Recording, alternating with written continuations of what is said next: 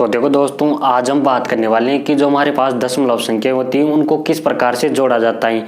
दशमलव संख्याओं के बारे में आज की क्लास है और जोड़ किस प्रकार से किया जाता है दशमलव संख्याओं का। तो मैंने यहाँ पर कुछ उदाहरण लिए हैं और ये जो उदाहरण लिए हैं ये सभी अलग अलग प्रकार से होंगे, इसलिए आप सभी जो उदाहरण हैं उनको अच्छी प्रकार से समझना है। तो चलिए हम देखते हैं। तो यहाँ पर सबसे पहला उदाहरण है हमारे पास 0.62 0.5। अब सबसे पहले तो ये बात समझना ही कि अगर पॉइंट के बाद में जैसे ये अंक है, अब इसके बाद में अगर हम शून्य भी लगा दें तो भी कोई दिक्कत नहीं, कितने भी शून्य लगा दो कोई दिक्कत नहीं है, यहाँ पर कोई मतलब नहीं है शून्य का। परंतु यदि इस संख्या के पॉइंट के बाद में संख्या ही और उस संख्या से पॉइंट के बाद में संख्या ही और संख्या से पहले अगर शून्य, जैसे यहाँ पर शून्य, तो इस शून्य का महत्व ही, इसके बाद में अगर हम शून्य लगाए तो उसका कोई महत्व नहीं है, मतलब लगाए तो भी ठीक, नहीं लगाए तो भी ठीक। परंतु अगर यहाँ पर हम शून्य लगाते हैं, यहाँ पर इस संख्या के पहले और पॉइंट के बाद में अगर शून्य लगा देते हैं तो उसका हमारे लिए महत्व है। इसलिए हमें इस बात को ध्यान रखना है, अगर किसी भी संख्या के पहले अगर शून्य लगी हुई है तो उसका तो हमें महत्व है। परंतु यदि किसी भी संख्या के बाद में कोई भी जो अंक है उसके बाद में अगर कोई संख्या नहीं है तो हम अगर उसके बाद में शून्य भी लगाना चाहें तो कोई दिक्कत नहीं है। अब जैसे हमारे पास यहाँ पर 0.62 और 0.5 है तो हम 0.5 को 0.50 भी कर सकते हैं, कोई दिक्कत नहीं है, क्योंकि यहाँ पर शून्य का कोई महत्व नहीं है। अगर इससे पहले होता शून्य तब महत्व होता उसका, तो इसके बाद में अगर कोई महत्व नहीं है, इसलिए हम यहाँ पर 0 लगा देते हैं। अब यहाँ पर शून्य लगा दिया, अब 2 को शून्य में जोड़ेंगे तो यहाँ पर हो गया 2।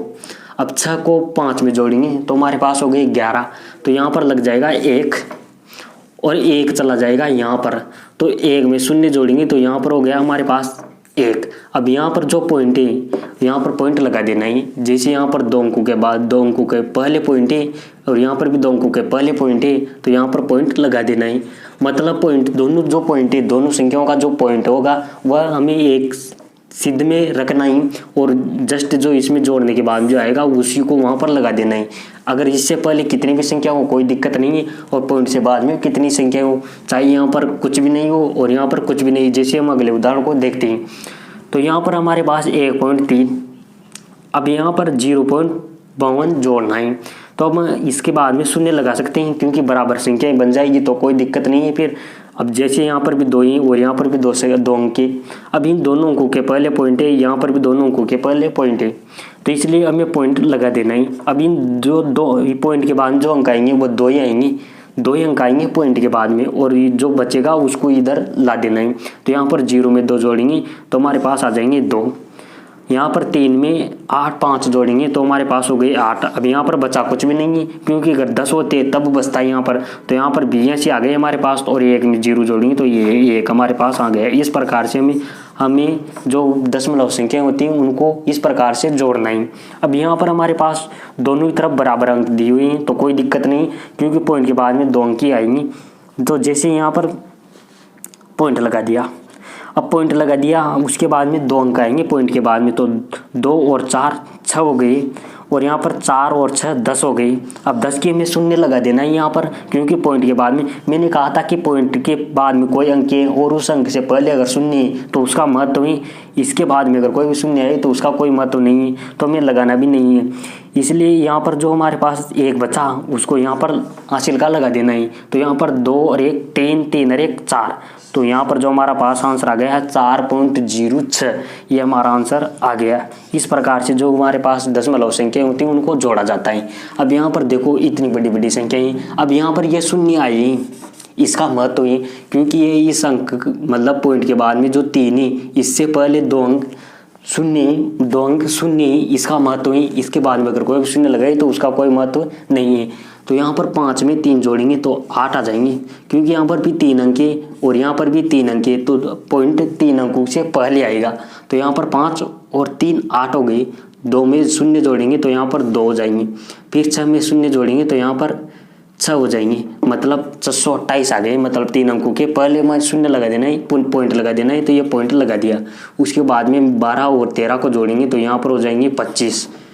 इस प्रकार से हमें जो दशमलव संख्या है उनको जोड़ते चलना है। अब इसमें देखना है, अब इसमें कोई भी पॉइंट के बाद में मतलब पॉइंट में कोई भी संख्या नहीं है तो हम इसके बाद में पॉइंट लगा दें। और पॉइंट के बाद में शून्य लगा दे तो भी कोई दिक्कत नहीं है। क्यों? क्योंकि जो अगर हमारे पास जो भी संख्या है उसके बाद में अगर कोई भी, जैसे यहाँ पर पॉइंट भी नहीं लगा हुआ है, कुछ भी नहीं लगाए, तो अगर हम इसको रहने दें तो मतलब यहाँ पर तो क्या होगा, शून्य होगा, शून्य ही होगा। इसके बाद में तो पॉइंट यहाँ पर पॉइंट लगा हुआ है और इसके बाद में कोई भी अंक नहीं है, मतलब वहाँ पर शून्य।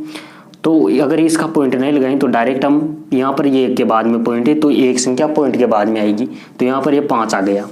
उसके बाद में हमें लगा देना है पॉइंट और यहाँ पर 2 को 4 में जोड़ना है तो यहाँ पर हो जाएंगे 6 और 1 को 5 में जोड़ेंगे तो ये हो जाएंगे 6 और 1 का 1 आ जाएगा, मतलब 166.5 ये हमारा आंसर आ जाएगा। अब इसी प्रकार से हम इस संख्या को जोड़ के देखना है, इसके पॉइंट के बाद में 2 शून्य, क्योंकि जितने पॉइंट मतलब बराबर लेना है, दोनों संख्याएं जो हैं उनमें पॉइंट बराबर कर देना है हमें। जैसे यहाँ पर नहीं है तो हम लगा देते हैं यहाँ पर पॉइंट और एक शून्य लगा दे, कोई दिक्कत नहीं है। क्योंकि अगर हम यहाँ पर भी 1 के पहले पॉइंट है और यहाँ पर भी 1 अंक के पहले पॉइंट है तो कोई दिक्कत नहीं, क्योंकि जो हमारे पास यहाँ पर जोड़ने पर जो संख्या आएगी वो भी एक संख्या बाद में आएगी पॉइंट के। इसी प्रकार से हम इनको देखना ही, यहाँ पर भी 3 संख्याएं, यहाँ पर भी 3 संख्याएं, तो इनको जोड़ने पर जो हमारे पास जो पॉइंट आएगा वो 3 संख्याओं के पहले पॉइंट आएगा।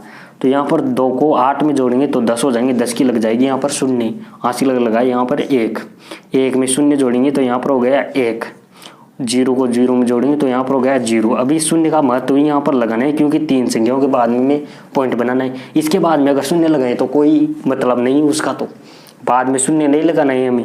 यहाँ पर सिर्फ हमें तो इसी बात पर कंस्ट्रक्शन करना है, ध्यान देना है कि कितनी संख्याओं से पहले शून्य है। अब यहाँ पर 55 में अगर 4 जोड़ते हैं तो यहाँ पर हो जाएंगे 59, तो ये हमारे पास हो जाएंगे 59.010, ये हमारा आंसर हो जाएगा।